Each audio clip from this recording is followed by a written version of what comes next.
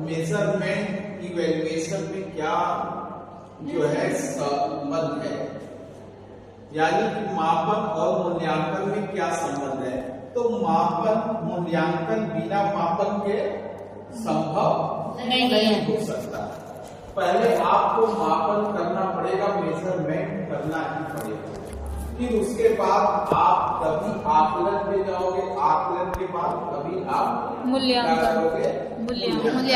यानी कि इवैल्यूएशन मूल्यांकन की सबसे छोटी यूनिट क्या है, सबसे छोटी इकाई क्या हो गया, मापन। मेजरमेंट हो गया, मापन है, फिर उसके बाद असेसमेंट है, फिर इवैल्यूएशन है। ये स्टेप्स है, यानी आपको पहले मापन से गुजरना होगा, फिर उसके बाद आपको जो है असेसमेंट करना होगा, और असेसमेंट के बाद ही जो है आप मूल्यांकन कर सकते हैं। तो ये स्टेप्स है। अब हमने कल बताया था कि दोनों में कोरिलेशन क्या है, सहसंबंध क्या है, कि पहले मापन में हम क्या करते हैं, मापन द्वारा हम क्या करते हैं, हम इस टेस्ट लेते हैं, छात्र या विद्यार्थी की परीक्षा लेते हैं, एक जांच करते हैं। किसकी जांच करते हैं, कि अधिगम की। किसकी हम यहाँ जांच करते हैं, टेस्ट लर्निंग, यानी लर्निंग कि विद्यार्थी ने, स्टूडेंट्स ने क्या सीखा। इसके लिए हम क्या करेंगे, एक टेस्ट लेंगे। तो टेस्ट के द्वारा ही तो पता चलेगा कि स्टूडेंट ने कितना सीखा, कहां तक सीखा, किस सीमा तक ज्ञान उसने ग्रहण किया। तो सारी चीजें हमें कैसे पता लगेगा, विद्यार्थी का जब हम टेस्ट लेंगे। ये टेस्ट जब आप लेते हैं तो उसके बाद हम टेस्ट के बाद क्या करते हैं, नंबर देते हैं।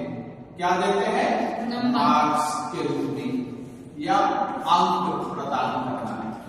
तो मापन में क्या होता है कि अंक प्रदान किया जाता है, ठीक है। यहां आपको हमने नंबर दे दिया, अंक दे दिया। मान लो कि कोई हमने 50 नंबर का टेस्ट रखा, 50 मार्क्स मैक्सिमम मार्क्स, और आपको उसमें कितने अंक मिल गए, 49 है ना। और किसी एक, मान लो एक स्टूडेंट से उसने 49 नंबर प्राप्त किया, और दूसरा एक स्टूडेंट है 30 मार्क्स उस टेस्ट में। तो इसके आधार पर हम अंकों के आधार पर, या मापन में केवल अंक देना। मापन का मतलब होता है कि नाप तोल करना, वजन जहां वेट से संबंधित होता है। जैसे हम कोई वस्तु, कोई चीज खरीदते हैं तो किलो के भाव से, अगर फल सब्जियां लेंगे तो उसको वेट के किलो के भाव से मिलता है कि नहीं, दुकानदार। या कोई लिक्विड चीज लेते हैं तो लीटर में होता है, कपड़े लेने जाएंगे तो मीटर सेंटीमीटर में होता है। तो उसको माप, जहां माप में क्या है कि अंक दिया जाता है, नंबर प्रदान किए जाते हैं, उसे मापन है। अब जब आपको ये नंबर क्या बताता है कि हमने 50 अंक का टेस्ट लिया, 50 में आपने 49 अंक प्राप्त किए, इतने नंबर आपने प्राप्त किया। अब ये नंबर ये बताता है कि आपकी उस परीक्षा में, उस विषय के टेस्ट में आपकी पोजीशन क्या है, आपकी स्थिति क्या है।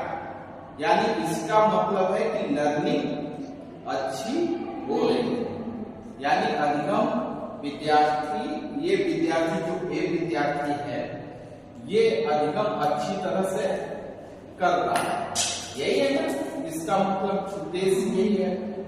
और दूसरे ने जो बी विद्यार्थी है, स्टूडेंट, इसने 30 मार्क्स प्राप्त किए, तो उसके आधार पर हम कह सकते हैं कि ये इस विद्यार्थी का इस टेस्ट में इतना कम अंक प्राप्त हुआ, इसका मतलब कहीं न कहीं उसकी लर्निंग, सीखने में कठिनाइयां आ रही हैं, कमजोरियां हो रही हैं, कहीं न कहीं कोई समस्या है अधिगम को लेकर के, या उसका ध्यान केंद्रित नहीं, तो वो कारण बाद में। लेकिन इसके आधार पर हम उसकी स्थिति, परिस्थिति बता सकते हैं कि इस परीक्षा में उसने इतने अंक प्राप्त किए, इसने इतने अंक।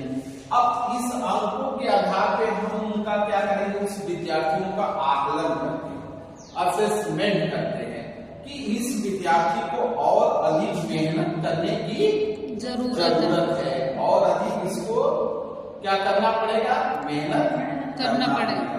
तो ये हो गया असेसमेंट। अब यानी कि मापन में क्या होता है, मापन में हम सिर्फ नंबर देते हैं, अंक प्रदान करते हैं। मापन में हम क्या करेंगे, अंक देंगे, यानी मापन में अंक देना, नंबर देना है ना। और आकलन में क्या है, आकलन में अंक प्लस अंक का मूल्य बताना है। ये चीजें कि आकलन में नंबर भी देते हैं, उस नंबर का वैल्यूज क्या है, स्थिति क्या है ना। तो ये चीजें हैं आकलन में। और मूल्यांकन में क्या है, मूल्यांकन के अंतर्गत क्या शामिल, इसमें मूल्यांकन में मापन भी है और प्लस क्या है, आकलन है। यानी मूल्यांकन में मापन भी निहित है और आकलन